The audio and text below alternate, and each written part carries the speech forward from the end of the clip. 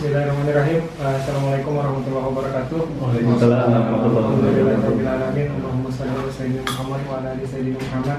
Terima kasih kepada Bapak Mas semua yang telah menyempatkan waktunya juga, dan khususnya kepada Mas Abu. Walaupun sebenarnya sharing seperti ini saya masih belum pede sebenarnya karena belakangan khususnya ketika PhD gitu ya, merasa ada beberapa knowledge yang misunderstanding gitu ketika PhD sadarnya gitu, tapi selama master merasa benar gitu, tapi ketika PhD ternyata salah gitu. Jadi mulai hati-hati ketika sharing knowledge gitu, khawatir nanti keterusannya salah tangkap kepada teman-teman yang kebetulan mungkin hadir di sesi itu gitu. Jadi makanya dari topiknya agak ringan-ringan saja hari ini terkait defense gitu, jadi terkait sidang kalau kita di Indonesia gitu. Saya kebetulan sebagai dosen juga, dosen baru lah di kampus UIN Suska Riau, Pekanbaru gitu ya, di jurusan Sistem Informasi Fakultas Sains dan Teknologi. Nah, mungkin itu aja. S2-nya di ITS, kemudian double degree juga di NTST sebelumnya, dan break 1,5 tahun atau 1 tahun, kemudian lanjut lagi ke PhD gitu, ke kampus yang sama dan jurusan yang sama. Masuk 2018 Februari, kemudian selesai mudah-mudahan, karena ijazah masih jauh lama masih revisi setelah defense gitu. Jadi sharing ini murni betul-betul apa yang saya alami gitu, yang saya alami selama pra defense dan pasca defense gitu. Ternyata apa yang kekurangan saya selama defense gitu, mungkin pada mas-mas bapak-bapak nanti bisa jadikan evaluasi untuk persiapan juga. Karena ada beberapa hal yang saya tidak ekspektasi ternyata terjadi, dan yang saya sangat ekspektasi ternyata sama sekali tidak terjadi gitu ketika defense gitu. Nah, jadi judulnya tentang defense. Pertama langsung aja, setelah kita sudah punya laporan dan kita sudah daftar dan yang lain terkait ruangan sudah punya, hal-hal lainnya lah terkait persiapan defense sudah oke, apa sih yang perlu kita siapkan itu sebagai personal gitu. Tentu latihan presentasi gitu dan direkam gitu. Nah, kebanyakan kita ketika saya juga di awal-awal ketika latihan presentasi saya hanya mantengin PPT gitu. Jadi saya lihat PPT saya, kemudian saya ngomong seolah-olah saya sudah lancar gitu. Bisik-bisik lah di depan laptop sendiri gitu, tanpa direkam. Kemudian PPT-nya juga masih yang setengah-setengah jadi gitu, belum kayak katakanlah 90% atau 95% gitu. Idealnya memang saya ngerasakannya itu setelah beberapa kali latihan gitu. PPT saya masih 50% atau 70%, kontennya sudah ada lah, secara topik sudah terpenuhi lah gitu untuk di PPT. Tapi ternyata semakin saya latihan, semakin sedikit banyaknya mengganggu dalam artian ada aja kurangnya gitu. Jadi latihan lagi ternyata ada lagi kurangnya, latihan lagi ternyata ada kurangnya. Jadi lebih bagus tidak latihan. Biar tidak ketahuan kekurangannya gitu ya. Betul juga sih kata Pak Pri. Tapi nanti itu kenanya di hari H Pak Pri. Lebih ini gitu. Jadi minggu depan Pak Pri yang presentasi. Jadi PPT diselesaikan dulu, katakanlah 98% atau 100% kalau bisa gitu. Walaupun nanti mungkin ketika berhadapan sama pembimbing ada koreksi. Kemudian membesarkan suara gitu. Nah, ini penting juga sebenarnya, membesarkan suara ketika latihan walaupun dalam keadaan sendiri gitu. Karena ketika kita tidak membesarkan suara, seolah-olah kita sudah benar gitu, sudah merasa oke dengan semua yang kita ada di dalam laporan kita atau dalam PPT kita gitu. Tapi ternyata ketika kita membesarkan suara, apalagi direkam, saya itu merekam ini latihan kalau total itu boleh dibilang hampir 30 kali boleh dibilang lah kalau secara ini. Tapi yang betul-betul serius itu 20 lah. Yang selainnya itu kadang terpotong di tengah, edit lagi PPT, terpotong di tengah, edit lagi PPT, seperti itu gitu. Nah, yang betul-betul saya rekam, kemudian saya dengar gitu ya. Itu hampir 20 lah. Jadi perekaman ini saya pinjam ruangan di perpus gitu ya, dengan kartu 3 kartu. Satu minggu itu 2 kali, dua kali lah satu minggu itu. Kemudian saya rekam, saya lihat lagi, rekam lagi, lihat lagi gitu ya, bosan gitu.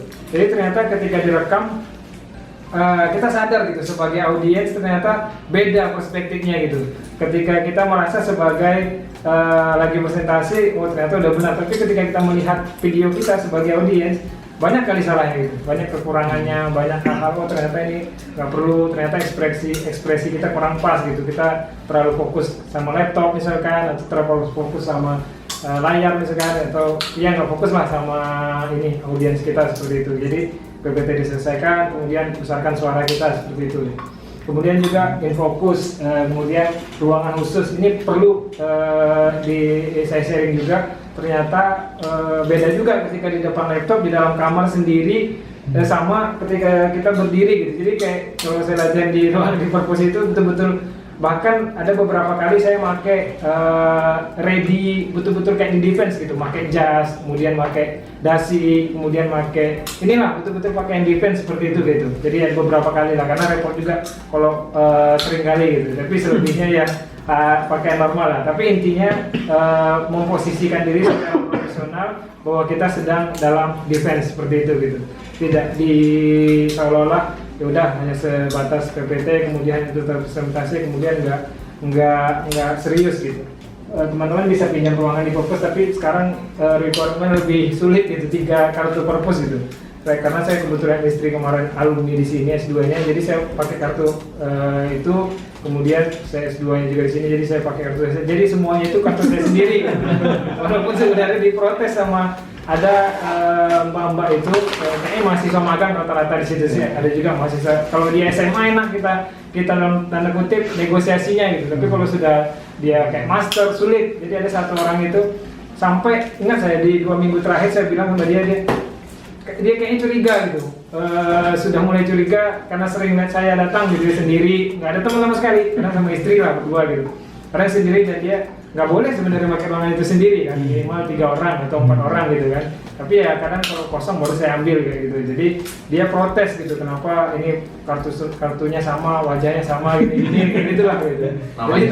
Tapi namanya juga sama gitu. Jadi akhirnya saya bilang, saya minta tolong lah, saya jelasin lah. Saya minta tolong, mungkin ini 2 minggu terakhir saya presentasi, mudah-mudahan saya lulus, saya nggak di sini lagi. Saya nggak pakai lagi, saya beneran sampai kayak gitu. Nah jadi kalau teman-teman nggak punya, gimana caranya? Karena mau pakai punya teman pun, teman pasti pakai gitu. Minimal untuk masuk ruangan lab kan pakai student ID kan. Jadi entah gimana caranya gitu ya, dikondisikan gitu. Pakai ruangan karena sangat bagus, kondisinya seperti ini sih, fokusnya lebih besar dan betul-betul kayak kita merasa lagi di defense, sangat terbantukan lah gitu. Kemudian audiens, kalau ada audiens mungkin kayak Mas Bapak lagi sekarang, entah 2 orang atau 3 orang yang menghadiri kita, yang tadi pakaian yang saya sampaikan perlu juga disiapkan secara serius, tidak artian mengenyampingkan hal-hal kecil seperti itu gitu. Ini poin 1, ada 6 poin. Kemudian ini juga saya random aja ya, random dalam artian tapi cukup penting gitu, nggak tersistematis gitu. Kemudian tipe pertanyaan, kemungkinan, jadi ketika selesai defense ada beberapa tipe pertanyaan, dan ini juga saya dapatkan beberapa yang saya lihat di YouTube gitu. Jadi tipe pertanyaan yang pertama mungkin pertanyaan yang jawabannya sudah ada di laporan kita sebenarnya gitu. Jadi penguji itu biasanya hanya follow up atau mengevaluasi pemahaman kita secara konsep, entah teori, entah framework, entah paper kunci, atau ya kayak gitulah yang kita gunakan gitu. Sebenarnya sudah ada di laporan, jadi kita tinggal recall aja apa yang kita pahami terkait laporan kita. Jadi ini pertanyaan yang sudah ada lah di benak kita gitu, kalau kita membaca ulang laporan kita berkali-kali gitu. Kemudian pertanyaan perlu sedikit analisa, perbandingan antar literatur atau hasil. Nah biasanya ini mulai sedikit berat gitu. Kadang biasanya mungkin penguji akan bertanya di laporan ini atau di teori ini atau di paper ini hasilnya seperti ini, di hasil kamu hasilnya seperti ini. Apa perbedaannya di antara 2 ini dan apa kontribusi kamu kita gitu ya. Pada saat itu ditanyakan ke saya kelebihannya dengan paper-paper sebelumnya seperti itu gitu. Mungkin ini akan sedikit membutuhkan analisa kita yang kita pun, karena saking banyaknya paper kan yang harus kita ini gitu, yang harus kita pahami secara umum gitu. Nah yang ketiga ini pertanyaan sama sekali tidak ada jawabannya di dalam laporan, bisa jadi penguji beranggapan ada yang salah dalam proses disertasi kita gitu. Jadi ini juga saya ambil dari YouTube dan dari beberapa literatur. Memang ada penguji yang menanyakan hal-hal yang bukan menanyakan lagi sebenarnya, tapi dia beranggapan berdasarkan pemahaman dia itu salah gitu prosesnya gitu. Jadi disertasi kita itu entah hasilnya salah, entah prosesnya salah, kayak gitu ya. Kayaknya prosesnya lah yang salah gitu, tidak tepat. Dan dia berargumen yang muaranya tuh ujung-ujungnya memang ada yang salah gitu di proses kita. Nah ini yang sulit biasanya gitu. Nah ini saya baca tipsnya itu sebelum cara meresponnya mungkin ya, kita punya cara merespon masing-masing. Ya bisa minta tolong dengan penguji sebelum sidang berlangsung, kita sampaikanlah bukan penguji, pembimbing, kita sampaikanlah ke pembimbing kalau seandainya dalam momen-momen tertentu gitu ya, dalam minta bantuan gitu, dan biasanya pembimbing akan membantu gitu. Dan kemudian kalau seandainya penguji lagi ngomong panjang lebar gitu ya, sepanjang-panjangnya dia menyampaikan, biarin aja gitu, nggak usah dibantah sama sekali, karena itu sangat menguntungkan kita. Minimal dia menghabiskan waktu kita gitu, jadi tidak ada masalah gitu. Karena memang ada juga di YouTube saya nonton juga gitu ya, karena kadang penguji ini, mungkin ini sering terjadi di Indo, kadang penguji ini bukan sebatas pengen membenarkan apa yang salah, tetapi pengen menunjukkan kemampuan dia terhadap, bukan ke kita, terhadap penguji lain, terhadap profesor lain yang ada di dalam ruangan itu gitu. Nah, jadi stop lah gitu. Jadi kita biarin aja. Jadi biarin aja, kalau bisa kalau bisa dipancing sedikit ya udah ngomong aja lebih panjang, nggak ada masalah gitu. Jadi waktu untuk kita itu lebih bagus gitu. Dijawab sendiri. Nah, jadi akhirnya dia bahkan nanti ujung-ujungnya jawab sendiri gitu. Sama dengan inilah, akhirnya dia berdebat sama pembimbing kita gitu ya. Ya udah biarin aja kayak gitu. Nah seperti itulah tipe-tipe. Tinggal ngopi ya. Nah, tinggal ngopi. Kalau di Indonesia masih ada satu lagi tuh. Apa tuh? Namanya udah salah. Waduh, nama kamu Mulyanto salah. Udah, tinggal dijauhkan. Nama aja digituin gitu. Namanya udah salah duluan udah. Nah mungkin ada banyak sebenarnya tipe pertanyaan, tapi kalau dikelompokkan mungkin menjadi 3 kategori lah secara umum. Kemudian kita perlu latihan tanya jawab. Nah saya baru dapat tips ini belakangan gitu, apalagi yang kurang gitu. Jadi ya ternyata ada tips-tips juga di YouTube itu atau di Google itu ya, secara random saya cari dulu. Ternyata perlu juga latihan tanya jawab gitu. Karena ketika kita spontanitas sebenarnya lebih natural, lebih kita nggak mengada-ngada lah ketika menjawab. Tetapi ternyata dengan kita yang baru menghadapi momen pertama kali dalam hidup gitu ya, defense gitu ya, jadi perlu juga ternyata latihan sedikit banyaknya gitu. Misalkan kita tanya kemudian kita jawab sendiri, seperti itu lagi.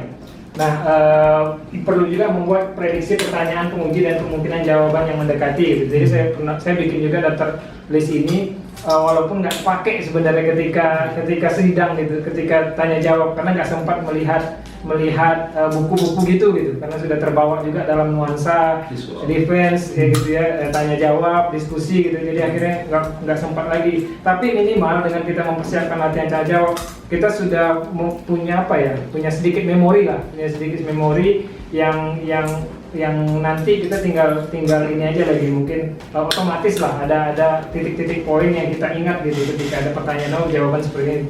Ini terkait framework, entah teori utama, entah paper kunci, entah temuan-temuan kunci, seperti itu lagi. Tanya jawab sendiri atau pakai kawan gitu. Jadi entah mungkin tanya jawabnya kita sendiri atau minta tolong teman yang tanya, yang kita sudah bikin list pertanyaannya dan kemungkinan jawabannya gitu. Jadi saya bikin itu ada 13-14 halaman kalau nggak salah, potret, landscape. Saya bikin pertanyaan-pertanyaan reguler lah, yang pasti biasanya ditanyakan oleh si penguji gitu. Pertanyaan seperti itu gitu. Walaupun sebenarnya dari semua pertanyaan yang saya bikin, boleh dibilang nggak nyampe 15% gitu yang ditanyakan gitu. Jadi sisanya itu nggak ditanyakan sama sekali gitu. Saya itu bisa mengambil kesimpulan itu. Semakin banyak dibaca, semakin banyak yang lupa.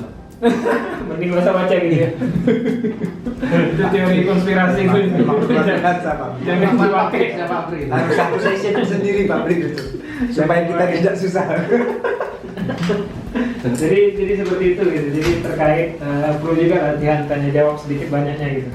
Kemudian sesi tanya jawab setelah presentasi.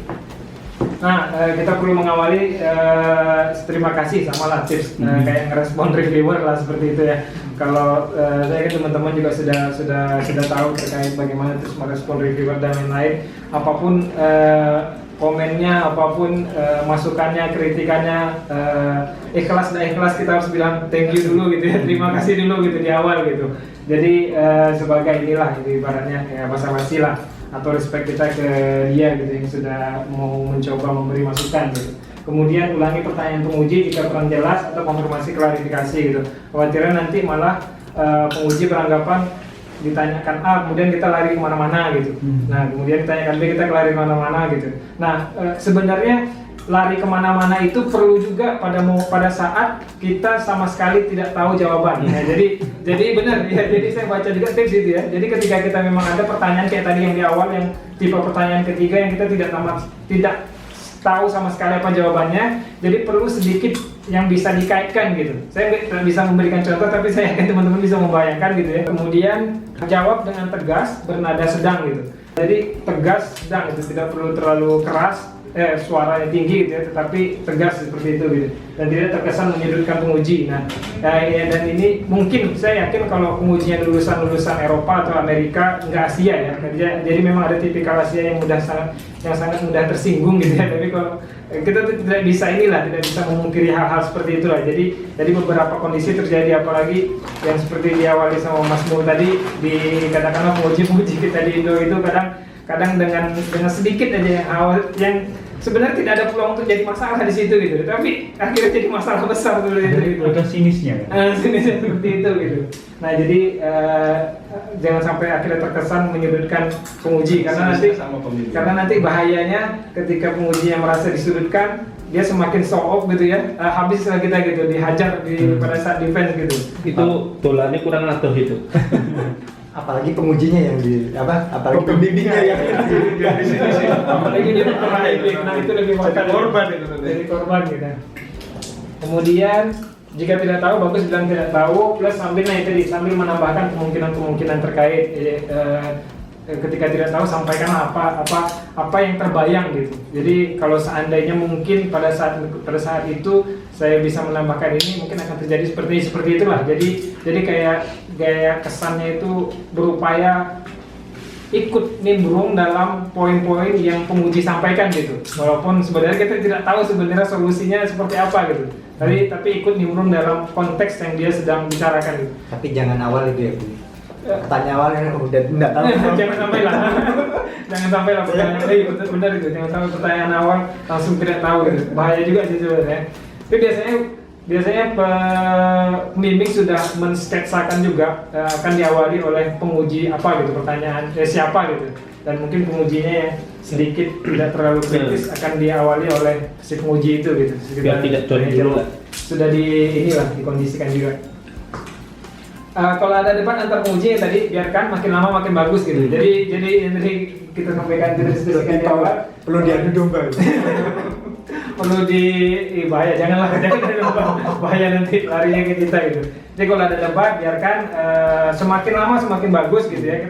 Kita ini aja, karena pada akhirnya berarti nanti kalau ada terdebat penguji paling pembimbing yang menengahi. Tapi kalau antar penguji sama pembimbing paling nanti chairnya yang ketua sidangnya yang menengahi seperti itu gitu. Dan biasanya ketua sidang tidak akan ikut debat, mengambil peran berdebat gitu, tidak lah dia.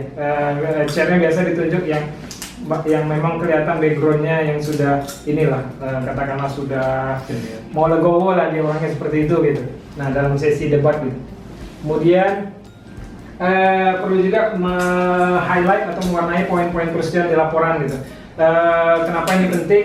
Jadi ketika bukan hanya sebagai reminder kita ketika kita pengen ada jawaban gitu ya, mencari jawaban, tetapi ketika kita meng-highlight akhirnya kita ngebaca gitu, kita membaca laporan kita gitu, semakin banyak yang kita warnai gitu ya, tapi bukan coret-coretan gitu ya, jadi semakin banyak otomatis kita membaca gitu artinya laporan kita seperti itu gitu, atau paper-paper kunci yang kalau saya itu saya kelompokin gitu, ada 2 paper kunci utama, kemudian teori kunci utama gitu, jadi sudah di sebenarnya saya nggak mau nge-print sih, tapi karena kondisi kayak gitu jadi saya print lah gitu. Karena saya juga kertas dengan teori dan paper yang banyak gitu. Paling ya kalau paper kunci nggak terlalu banyak lah biasanya, paling 3-5 gitu yang utama, yang lainnya paling turunan aja begitu. Kemudian teori atau literatur utama seperti itu. Kemudian karakteristik atau background penguji. Nah, saya juga browsing ini, kemudian saya banyak juga chatting sama lewat publikasinya mungkin bisa diketahui juga riset group membernya, saya browsing yang sulitnya kalau orang Taiwan pengujinya biasanya mereka nggak punya sosial media gitu. Ya itu yang sulit gitu kalau profesor dari Taiwan, tapi ada juga yang beberapa gitu. Mungkin ini paling ya kita tanya sama mahasiswa bimbingannya lah kalau nggak ada sosial medianya, tapi kalau kebetulan ada sosial media kita bisa tanya sama orang-orang yang pernah menjadi dalam postingan dia, kemudian tim risetnya dia seperti itu gitu. Karena saya banyak chattingan yang saya lakukan dengan mahasiswa bimbingan dia, dengan kenalan proyek dia terkait tipikal dia ketika membimbing, terutama menguji. Mungkin kalau menguji sulit, kalau betul-betul orang yang kita chatting itu pernah diuji gitu, tapi membimbing mungkin ada kemungkinan gitu, atau pernah melihat, pernah mendengar karakteristik dia seperti apa gitu orangnya gitu. Nah itu perlu juga gitu, karena nanti ketika kita ngerespon menjawab pertanyaan mungkin jadi tips tersendiri gitu dalam sesi tanya jawab gitu, memahami karakteristik si penguji gitu, mahasiswa atau kenalan dia atau langsung ke sosial medianya dia. Jadi ada salah satu penguji itu yang beberapa, katakanlah hampir semua orang yang saya tanya itu orangnya sangat legowo gitu, pertanyaannya tidak akan sulit, jadi sangat mudah gitu untuk, bahkan ada jahatnya mahasiswa itu dibilangnya kayak gini ketika chatting sama saya di line itu dibilangnya profesor itu sangat mudah kok dilewati gitu dia. Jadi ketika mengambil mata kuliahnya dia, ketika dia sebagai penguji dia waktu S2, jadi gampang kok gitu. Jadi dia pertanyaan dia enteng kok dijawab gitu. Tapi ternyata ketika dia menguji saya itu sangat sulit, lumayan cukup sulit menurut saya gitu. Tidak saya ekspektasi dia akan bertanya seperti itu gitu, dan tidak saya ekspektasi dia akan berdebat seperti itu juga gitu. Jadi kadang meleset. Iya sih, kadang meleset gitu ya. Jadi kadang kita agak dilema juga dalam tanda kutip. Kalau kita terlalu takut juga nggak bagus gitu ya, takut khawatir gitu. Tapi ternyata kalau kita terlalu menganggap santai juga kejadian juga akhirnya gitu loh. Nah jadi serba salah kondisinya. Profesor itu melihat impact faktornya dulu. Oh ini sudah tinggi berarti harus disesuaikan gitu ya. Pertanyaannya gitu. Gitu. Oke, jangan tinggi. Jangan tinggi. Loh kalau nggak ada itu nggak ada publikasi lah. Nah jadi itu perlu juga di apa ya ibaratnya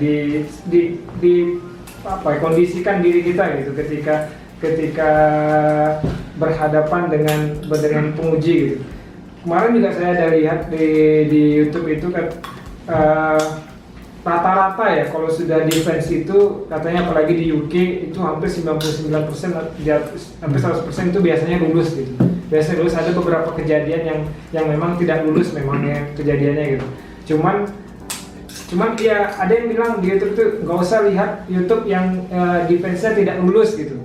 Tapi satu sisi kan kita mau pelajari kriteria yang tidak lulus seperti apa gitu kan, apa yang menyebabkan dia tidak lulus gitu. Ya akhirnya saya nonton juga beberapa yang dia sharing, tapi dia sharing itu setelah 8 tahun berlalu, dia sudah jadi profesor, kemudian dia gagal di defense pertama dia sharing lah terkait ini dia kenapa dia gagal ketika defense gitu. Kebanyakannya Pak. Dia nggak persiapan, nggak betul-betul persiap. Dia mengakui sih, saya nggak memahami materi saya gitu. Dia intinya secara konten dia tidak paham seperti itu gitu.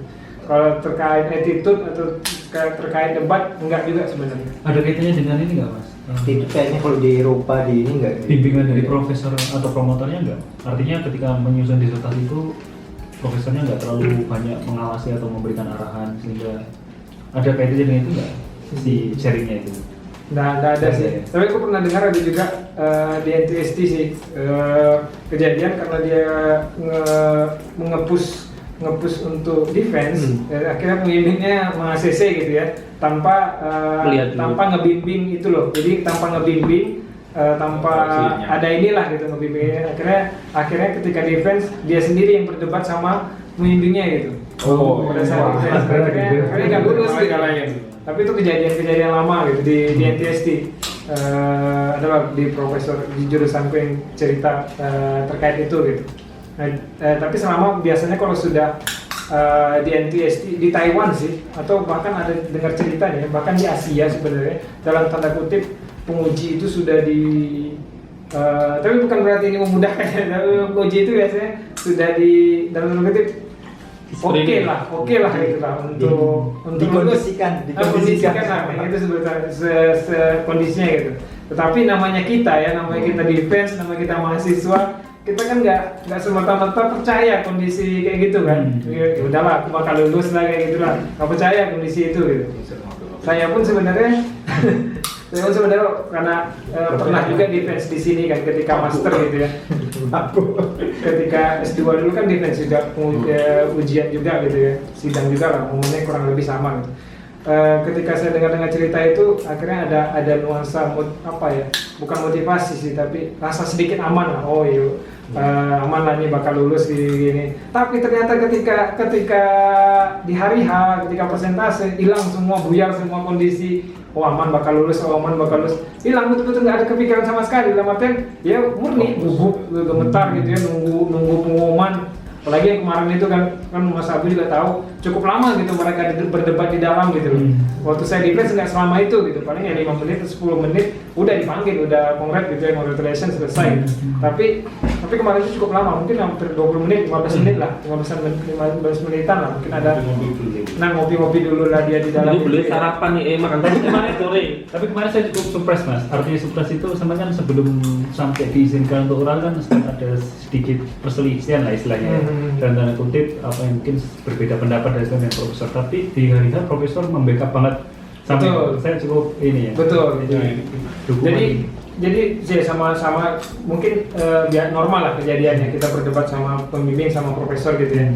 Jadi tapi pada saat seminggu atau 2 minggu ya, seminggu lah yang saya merasakan betul-betul pembimbing itu betul-betul take over semua keperluan saya gitu. Sampai ke makanan pun dia yang ambil gitu. Akhirnya kita bantu sama Mas Abu dan Dalia gitu ya. Jadi dia bilang kamu nggak usah ngurusin makanan, kamu fokus persiapan defense-nya aja gitu. Jadi semuanya, karena itu saya pernah bantu teman saya ya, itu terkait defense PSD lah. Itu minta ampun, capeknya minta ampun gitu. Bukan ngejemput makanan yang capek gitu. Tapi mencarinya di mana, kemudian ini kan cocok menunya sama penguji apa tidak gitu. Kita perlu email dulu sama mereka, itu lumayan menyita energi sih. Karena nggak mudah sebenarnya kayak gitu. Jadi ya itu ya dibantu lah. Kemudian pada saat sebelum beberapa hari lah, 2 hari sebelum ini saya agak dalam tanda kutip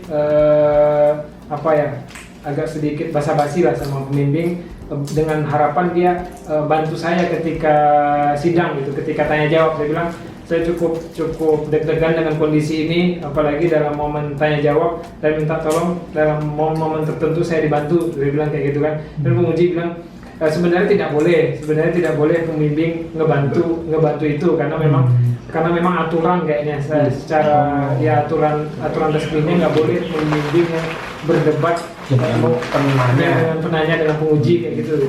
Karena kan pembimbing juga, kamu itu sebenarnya mempresentasikan kita di situ gitu. Kamu mempresentasikan kita dalam itu riset kita bersama gitu. Jadi walaupun sebenarnya saya tidak membantu, kamu itu saya kayak gitu. Jadi penguji itu pun melihat kamu sebagai saya gitu. Yeah. Penguji melihat riset kamu sebagai riset saya, seperti itu. Satu tim gitu ya. Nah, satu tim kayak gitu. Dan penguji pun sudah paham kondisi itu gitu. Jadi tapi mungkin lah saya akan inilah, dia nggak menjanjikan sih, tapi mungkin itu cara dia mungkin ya. Dia nggak bilang saya akan bantu gitu, dia nggak bilang gitu, tapi pada saat harinya dia bantu kayak gitu loh. Jadi ada momen juga yang saya sebenarnya tahu kalau penguji itu salah gitu. Jadi ada yang kalau Mas Agu lihat ada hipotesis yang katakan kayak di kata penguji itu nggak ada gitu. Ini hipotesisnya nggak ada, nggak mungkin nggak ada hasilnya nggak ada, nggak mungkin lah saya nggak menampilkan hasil gitu ya. Tapi kemudian pembimbing ngelihat saya ngelihat pembimbing ketika momen penguji itu salah, saya diam aja gitu. Jadi pembimbing pun berharap saya memang diam gitu. Jadi tidak perlu nggak usah diperpanjang, nggak usah disampaikan kalau pembimbing itu penguji itu salah gitu. Tapi kalau memang itu aja pertanyaan dia, nggak apa-apa langsung direspon. Tapi kebetulan itu dalam rangkaian pertanyaan yang panjang kayak gitu loh, dalam satu diskusi yang ada poin yang lebih berharga bagi dia untuk dia sampaikan, untuk dia kita koreksi kayak gitulah, untuk kita sebagai rekomendasi dia gitu, kata pembimbing udahlah dia diamin aja lah. Dan saya berharap memang kamu pada saat selesai itu dibenarkan kamu diam itu bagus kata dia. Jadi khawatirnya malah dia nanti terbawa nuansa suasana, akhirnya malah habis kita dihajarnya seperti itu. Saya potong dikit, itu obrolan itu imajinasi atau memang melihat dari tatapan matanya kamu harus diam aja gitu? Sudah klik gitu. Enggak Pak, kita kebetulan pada saat itu memang saya otomatis gitu ya, nggak tahu kenapa saya langsung lihat penguji gitu loh. Dalam artian saya berekspresi, loh kok gitu, tapi saya nggak kayak gitu loh, tapi ekspresi mata saya itu kayaknya penguji nangkep itu, pembimbing menangkap itu gitu loh. Loh kok gitu loh, harusnya kan sudah ada gitu loh, sudah setipan mata. Sudah barang itu sudah ada di laporan gitu, tapi pembimbing penguji mungkin nggak ini gitu. Nggak baca detail. Iya, nggak baca detail atau mungkin dia miss ngelihatnya. Lebih baik diam daripada mempermalukan orang. Diam aja sih. Tapi kalau kebetulan itu memang satu pertanyaan aja Pak, kayaknya perlu dijawab sih, kayaknya perlu direspon sih. Kita bilang aja lah secara polite gitu ya, minta ini gitu ya. Minta maaf kalau mungkin dia kelewatan seperti itu sih. Minta maaf lebih baik daripada bisa izin. Iya. Nah jadi terakhir, kalau saya melihat di fans, mereka penguji ingin melihat kita sejajar atau hampir sama dengan mereka dalam artian pola berdiskusi atau bertukar knowledge sesama scholars selama sesi tanya jawab, nge-welcoming kita ke dunia baru. Jadi saya ada juga beberapa YouTube sebenarnya saya lihat, nggak satu. Jadi akhirnya saya percaya juga. Jadi ketika sesi tanya jawab itu, penguji itu kayaknya sudah berasumsi gitu atau beranggapan bahwa ketika pembimbing meng-ACC kita untuk sidang, kita sudah masuk ke dunia mereka gitu. Jadi kita satu frekuensi lah. Iya, hampir satu frekuensi lah seperti itu. Kita hampir masuk ke kalau kita dunia akademisi lah kayak gitulah, secara bukan secara pengetahuan juga sebenarnya, mungkin secara legalitas benar mungkin seperti itu. Akhirnya dia mungkin mulai respect itu sesama kita kadang bersemangatnya minta ampun gitu, apalagi dalam kondisi kita lagi disalahkan gitu, padahal itu betul gitu ya. Kita udah persiapannya matang gitu, persiapannya lama gitu, dan barang yang apalagi terkait data seperti itu gitu. Tapi satu sisi ternyata mereka juga nggak mau disalahkan gitu. Penguji itu nggak mau disalahkan gitu, kalau udah disalahkan habis kita. Penguji satu menyalahkan penguji dua, pasti penguji dua, penguji tiga mungkin akan beranggapan penguji satu yang benar gitu loh. Jadi nggak ke mahasiswa gitu loh, nggak ke kita yang sedang defense gitu loh, yang dibela atau seperti apa gitu. Nah jadi ya sabar-sabar aja lah dalam momen seperti itu gitu, dalam momen tanya jawab ya kita inilah agak legowo aja lah selama masih bisa berdiskusi, rasa-rasanya aman dan kita merasakan itu kok, merasakan oh ini masih kita bisa berimbang lah, dalam artian kita masih bisa ngerespon apa yang penguji coba tanyakan seperti itu gitu. Nah mungkin seperti itu sharingnya. Dan ini, nah saya juga ada YouTube, ini istri saya yang bikin YouTube-nya. Jadi YouTube jalan-jalan sebenarnya, tapi belakangan diisi tentang akademik, tips-tips ada juga di sana, penelitian, reviewer dan lain-lain. Kok saya lihat publikasinya kayak juru bicaranya FPI. Norman. Saya malah pengen lihat banyak rambut gondrong ya. Oh, S2 itu gelarnya MIM Mas ya? Iya, MIM. Oh iya, Di sini MIM. Ini Singkatan nama saya. aku juga masih ragu sekarang ini. Soalnya industrial management kan IM juga. Yang MBA kan? School of Management ini Kalau ada industrial MBA, Pak. MBA ya? MBA. Oh iya. Berarti MBA. Aku nggak tahu itu. Aku masih ragu. Industrial Nah, itu kalau jadi bisa nulis MEM-nya gimana? Kemarin juga. temanku nanya langsung ke kajurnya gitu. Iya. Jadi dia cuma bilang lewat Tahu saya. email, Cuma bilang nggak ada ya, email Pak? gitu, tapi dokumennya nggak lihat. Di CCS nggak ada di atau ijazah nggak Mana ada? di jasa itu cuma ditulis Master of Information Management. Kalau di lainnya itu MS. Kalau di lain, kalau di Malaysia itu ya. Kalau di sini MS semua. Oh iya. Oh, iya. Iya. Master of Di- Science. Iya di mechanical MS. Pakai itu.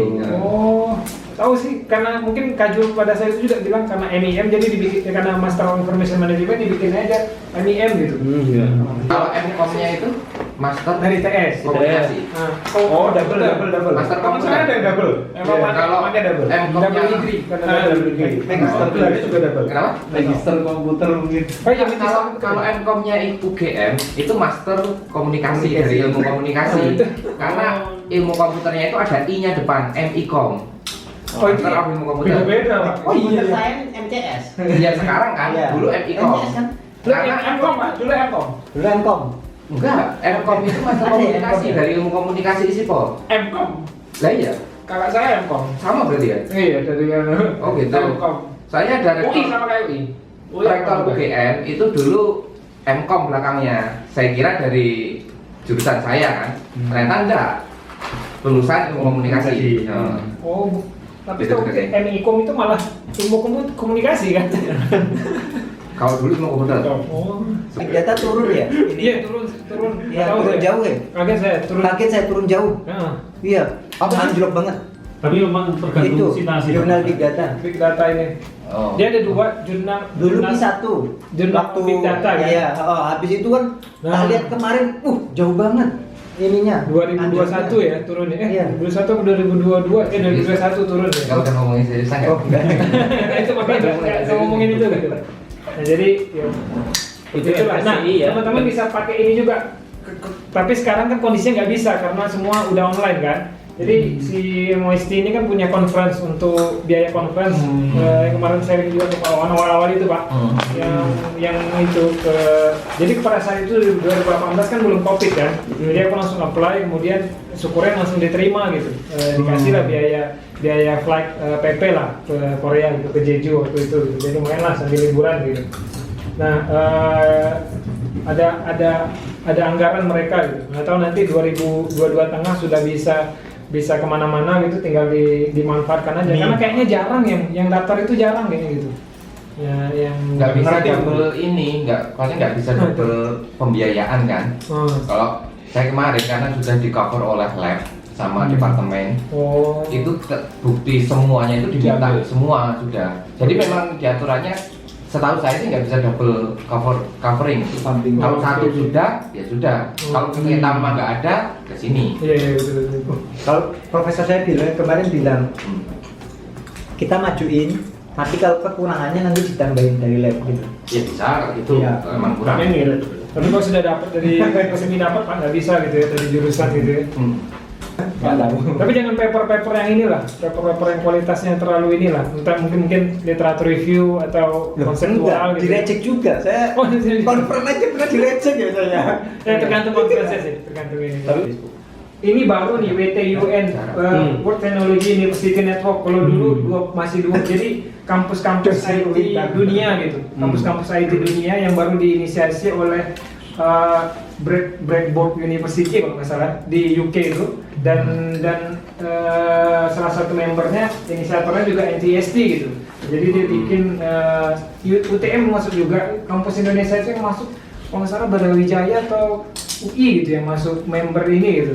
Jadi sekarang tapi dia bikin online gitu loh, nggak ada lagi yang offline-nya gitu. Jadi nggak bisa untuk jalan-jalan nggak bisa lagi gitu loh. Jadi karena kebetulan pada saat itu uniknya itu dia cuma ngasih biaya satu tiket gitu. Pada saat itu satu tiket ke Finland. Karena saya ngambil kampus Tampere University of Technology. Sekarang dia gabung antara kampus Tampere sama kampus apa gitu ya? Helsinki kan kampusnya. Jadi nama kampusnya sekarang Tampere University gitu. Jadi gabung antara beberapa kampus. Jadi kampus besar dia kayak gitu. Misalkan kayak NTU sama NTSP jadi gabung besar tentang Taiwan University seperti itu gitu. Jadi bikin kampus besar. Yang kemudian pada saat itu saya dapatnya 2019 yang itu cuman kolaborasi aja gitu. Jadi saya datang sama kayak gini. Jadi saya datang ke profesor ini, dua ini rupanya orang Cina juga, dia keturunan Cina juga yang ke sana gitu. Yang satu ini kajur di inilah koordinator programnya seperti itu di Finland itu di Tampere University ini gitu. Nah jadi saya cuma dapat satu, kalau dikalkulasi itu cuma dapat tiket lah PP gitu ya, tiket PP ke Finland gitu. Kemudian saya nekat saya bilang karena saya pernah ikut dapat project juga gitu ya sebelumnya gitu ya. Jadi project sebelumnya itu memberi sedikit keberanian untuk menanyakan terkait finansial gitu. Jadi kalau dalam proyek kalau terkait finansial buka-bukaan aja, nggak ada masalah gitu. Kalau dia nggak akan beranggapan kita mata duitan, nggak akan. Tapi kalau memang nggak ada dia nggak akan bilang memang nggak ada duitnya gitu. Dan dia nggak akan cancel atau gimana yang kita dapatkan gitu. Jadi proposal kita ajukan, kemudian diseleksi selama 3 bulan, lulus gitu ya. Dan saya cuma dapat tiket. Saya bilang lah ke WUH yang sering email kita lah, WUH Lin kalau nggak salah. Jadi saya bilang WUH ya. Kayak seperti itu lah, bilang masa kamu mengutus saya ke Finland, saya cuma dikasih biaya tiket seperti itu gitu. Dan sisanya seperti apa? Saya bilang kayak gitu kan. Karena kalau dikalkulasi pun saya butuh biaya hotel paling nggak untuk 3 hari atau seminggu di sana gitu ya. Belum lagi biaya-biaya lainnya kayak gitu. Terus dibilangnya beri kami waktu selama 2 minggu. Saya kirimlah rinciannya semua itu ya. Yang rinciannya itu termasuklah biaya-biaya lainnya gitu kan. Akhirnya yang saya surprise-nya itu usulan saya diterima, dapatlah biaya hotel dan lain-lain, dan itu ditambah 2 kali lipat ternyata yang dikasih sama kampus gitu. jadi saya kaget gitu loh. Jadi kaget itu ya, yang usulan kita diterima kemudian dikali 2 kayak gitu loh. Jadi kemudian duitnya langsung dikasih cash, kemudian ya enak lah gitu. Nah itulah hebatnya NTST ini gitu. Hal yang tidak mungkin dalam administrasi bisa dimungkinkan sama dia gitu. Hal yang tidak ada di dalam aturan resmi mereka ketika membuat aturan itu bisa masuk di belakangan kayak gitu. Nah itulah salah satu kelebihan NTST gitu. Jadi makanya kalau ada terkait, kalau besok kawan-kawan mungkin kalau saja ya. Dan pernah juga ada kejadian teman saya gitu ya. Sekarang udah selesai di master. Jadi pada saat dia master beberapa tahun gitu, lebih dari 2 tahun, dia nggak percaya sama saya, bilang, kamu kalau butuh duit bilang aja kok iya gitu, tapi dengan alasan-alasan yang ini kayak gitulah. Kemudian entah kenapa gitu ya, pada saat itu dia nggak dieksekusi langsung sama dia, tapi beberapa entah semester berikutnya baru dibilang sama dia dapat beasiswa akhirnya gitu loh. Jadi semester berikutnya dia udah gratis ininya gitu sampai dia selesai gitu. Jadi kayak gitulah salah satu kondisi NTST itu, kalau kita bilang aja gitu ya, dibantulah sama dia, dicarikanlah solusi sama dia. Kalau enggak mungkin ya dia minta maaf lah sama kita kayak gitu, walaupun nggak ada yang salah dengan mereka kayak gitu. Nah teman-teman bisa pakai juga ini, tapi saya masih ikut online kok sampai 2021 kemarin, 2020 ikut, 2021 masih ikut secara online gitu. Jadi 2019 belum kena COVID belum. Nah jadi COVID itu dari 2020 kan? 2020 kan? 2020 kan? Februari. Nah ini bener 2019 Oktober nggak salah, Oktober November yang kita laksana gitu. Masih lokal di jadi syukurnya itu ya walaupun sebenarnya sudah sampai sana, yang paling kayak gini, meeting selama 2 hari 3 hari terkait riset, apa yang bisa dikolaborasikan, lebih kepada belajar sih sama 2 orang ini. Mereka yang lebih kita presentasi riset kita, mereka ngasih masukan gitu aja sebenarnya. Kurang lebih kayak bimbingan sebenarnya kayak gitu. Dan mereka kasih satu kantor selama kita berkantor seminggu di ruangan kayak inilah kurang lebihnya untuk beraktivitas lah. Mungkin bisa dipakai nih, dipantau aja. Masih aktif kok sampai sekarang. Sekarang membernya malah banyak, dan tidak hanya ke Finland loh, banyak di Arab ada juga, kampus Arab. Kemudian ya sedunia lah, kampus rata-rata adalah di beberapa body mall kayak gitu. Karena mumpung ini kan. Salah satu alasannya sih pengen ngejak Aurora kemarin itu gitu loh di Finland ini gitu. Nah kalau ada kawan-kawan yang kebetulan workshopnya ini berkaitan dengan salah satu penguji saya. Jadi penguji saya itu berasal, saya ketemu di conference ini gitu di Taiwan kan, kebetulan di Taiwan kan, jadi saya ikut salah satu conference besarnya di bidang information management lah, kebetulan dia adakan di Taiwan pada saat itu. Kemudian saya ketemu salah satu penguji saya, dan kebetulan penguji ini juga ternyata menulis buku bareng si pembuat Smart PRS gitu loh. Jadi Smart PRS itu yang punya Smart PRS nulis sama penguji saya ini gitu. Jadi pembimbing saya akhirnya meng-ACC, salah satu alasannya karena dia juga inilah researcher lumayan sangat bukan lumayan lagi lah, sangat bagus lah gitu di bidangnya dia gitu. Nah kalau ada kawan-kawan di kesempatan ikut workshop atau conference di bidangnya ya ikut aja gitu. Yang ini kalau di bidang information system atau IT mungkin akan sangat tahu dengan jurnal ini gitu, MIS Quarterly. Jadi nenek moyangnya jurnal information system atau information management, yang segala rumpun ilmu di information system itu didiskusikan di MIS Quarterly Forum ini gitu. Dan kebetulan kemarin bisa ikut workshopnya itu. Untuk ikut workshopnya aja minta ampun susahnya gitu. Jadi ada seleksi, masukin proposal gitu. Dan satu negara itu biasanya cuma satu diambilnya gitu. Enggak ini untuk pemerataan inilah, pemerataan pengembangan keilmuan lah di negara-negara itu susah. Apalagi untuk publish di MIS Quarterly Journal gitu. Udah beberapa kali sampai ke situ udah auto reject, dash rejection terus gitu. Jadi sangat sulit lah. Tapi ilmunya sangat bagus gitu. Dash rejection itu editor tadi. Iya, baru di level inilah. Baru submit, editornya nggak bagus nih, udah dikembalikan sama kita. Nggak sopan, jadi kita nggak menghargai usaha kita gitu. Kurang ajar gitu. Kurang ajar ya. Nah kalau kawan-kawan ada hobi biliar, itu tenis meja kayak Mas Mul, bila boleh diikutin gitu. Jadi ikut komunitas olahraga di Taiwan ini, di kampus ini juga menguntungkan gitu. Jadi bisa keliling Taiwan gitu. Jadi dengan itu saya bisa alhamdulillah lah ya merasakan. Amal juga keliling Taiwan. Beberapa kali gitu ya di Kemarin katanya itu bimbingnya melirik saya. Ini siapa ini? Ini siapa? Langsung tak bisikin itu. Pelatihnya masa itu. Ini dia orangnya yang datang pada saat itu. Yang Enggak ada lagi nih. Jadi rumah-rumah yang di sini ini udah pindah ke Itu bukan terapung ya? dibangun dalam sana. Ini bukan terapung nih. Panggung ya? Jadi kemarin itu ini juga saya masukin di presentasi saya. Jadi mungkin bisa jadi tips teman-teman. Tapi di akhir kok masih di akhir. ya? Jadi mungkin Biar pertanyaannya nggak ribet-ribet. Kalau di awal mungkin bisa selesai gitu. Kalau di awal malah mengganggu kan. Udah pulang aja tolong itu. Kasihan gitu ya, tenang aja gitu. Jadi memang kayaknya perlu sedikit menampilkan ya bagian akhir itu momen-momen yang tidak sama sekali berhubungan dengan akademik gitu. Karena penguji lain kayaknya ini juga pengen ini foto dinetralisir profesor juga saya gitu. Penguji lain tuh pengen ini juga agak suasana mengetahui supaya nggak tegang juga sebenarnya. Personal gitu lah ya. Biar inilah. Total durasi ininya tuh berapa jam? 2 jam. 1,5 jam. 1,5 jam. Jadi pas 90 menit banget gitu. Jadi 90 menit, 30 menit presentasi. Oh, maksudnya 1 jam. Sampai jam jam itu tanya jawab Pak. Jadi ada 5 penguji, berarti satu orang itu 12 menit lah. 10 sampai 12 menit. Sebenarnya kalau kita ngebayangin 10-12 menit ya udah pendek banget lah kayak gitu ya. Kalau kita nyantai, kalau kita ya kita rasanya lama. Iya benar.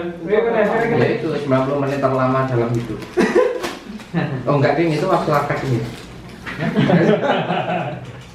Jadi itulah sharing tipis-tipisnya, dan sebelum hari H kalau bisa presentasi 1 kali di ruangan yang bakal kita pakai untuk defense. Presentasi 1 kali, pinjam kunci ke jurusan, entah bagaimana caranya. Uang ini kok. Kalau mau minjem tinggal kayak tadi, Nah, itu bisa daftar, pilih waktunya, nggak ada meninggal KTP atau ini. Yang maksudku juga yang ruangan yang bakal kita pakai di defense gitu kan. Biasanya 3 hari atau seminggu kita udah dapat ruangan kan dari jurusan, kamu pakai ruangan ini, pakai ruangannya sekali gitu. Kemudian familiar dengan infokus, posisi lain, lightingnya coba semua, AC-nya coba semua gitu. Karena panik nanti kalau di hari H. Jadi walaupun kita nganggapnya enteng gitu ya. Pintu darurat. Mas aku kan kemarin lihat kan, walaupun kita, aku sebenarnya udah persiapan untuk masuk belum kurang, tapi masih termakan waktu banyak kan. Jadi bahkan hampir setengah jam mempersiapkan segala sesuatunya itu cukup lama, dan itu cukup membantu. apalagi biasa pakai MacBook yang gini dicolokkan ke ambiar semua ke komputer itu. Nah, Oh. kadang Ambiar ke ininya kadang cocok, Tips kadang dan dia Pak berikutnya, jangan di komputer MacBook. baru. Jangan di MacBook. Yang ngajuin yang saya uji kita yang ngajukan, tetapi di ACC atau enggaknya pembimbing sama kajur. Oh. Tapi biasanya kalau sudah pembimbing ACC, kajur otomatis biasanya ACC. ada diskusi dengan pembimbing. Ada. Milih juga. Sempat muncul beberapa nama. Iya. Jadi pembimbing minta beberapa list kalau dia Kenapa nggak ada penguji dari Indonesia? Ya nggak bisa lah. Mana mau terbang sini biayanya? Kemarin itu sebenarnya ada, tapi pada saat masih virtual kan, momennya kan masih tiba-tiba, Oh, oke. tiba-tiba 3 minggu misalnya, nggak 3 minggu sih, 1 bulan. Nggak ada virtual. Jadi tiba-tiba nggak jadi virtual, diadakan secara, karena aku sudah email OIA juga sebenarnya, bagaimana nih saya ada penguji dari Indonesia mau ke sini, bagaimana skema terkait dia karantina dan lain-lain. Terus si Oya bilang kamu bikin virtual aja, nggak usah physical inilah kayak gitu kan. Tapi kan pembimbing dan jurusan sudah membolehkan itu untuk fisik gitu, ya untuk offline lah kayak gitu. Ya kira kita ngusulin pembimbing, kemudian ACC tidak ACC-nya tergantung profesor. Tapi kalau memang itu kenalan kita bilang aja sama profesor. Karena biasanya juga, ini cerita dari kawan-kawan juga sih sebenarnya. Biasanya penguji itu juga pembimbing tidak akan meng-ACC kalau ada sedikit kecil kemungkinan bahwa penguji akan menggagalkan. Gitu. Iya. Jadi dia akan melihat kalau memang penguji itu orangnya kritis atau orangnya yang Sering bermasalah, pasti nggak akan bisa lihat. Dia kayaknya nggak mau bantu, nggak Iya, mau iya. legowo untuk meng-ACC. Rugi juga ya, rugi juga. Orang lain yang Kalau kita majukan itu semua proses lah. Kamu mau lulus apa enggak ini sebenarnya ngajukan ini?